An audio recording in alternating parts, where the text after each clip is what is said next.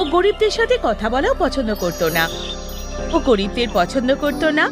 ও বড়লোক হওয়ার খুব অহংকারী ছিল। সুমনের বাড়িতে শিবানী নামের এক মহিলা কাজ করত। ওনার একটি মেয়ে ছিল, যার নাম ছিল কুসুম। কুসুম খুবই ভালো এবং সৎ ছিল।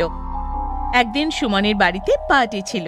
সুমন অনেক বন্ধুদের ডাকলো, কিন্তু কুসুমকে আসতে না করে দিল। কুসুম, রাত্রে আমার বাড়িতে পার্টি আছে, তুমি তোমার মায়ের সাথে এখানে এসো না। কি হয়েছে মালিক? আমি কেন আসতে পারবো না? আমিও পার্টি দেখবো।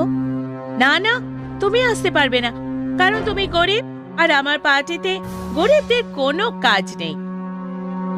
কুসুম মন খারাপ করে বাড়ি চলে যায়। বাড়ি গিয়ে ও হতাশ হয়ে বসে থাকে। তখনই সেখানে শিবানী আসে। কুসুম, কি হয়েছে বাবু? তুমি এত হতাশ হয়ে বসে আছো কেন? কিছু না মা, সুমনের বাড়ি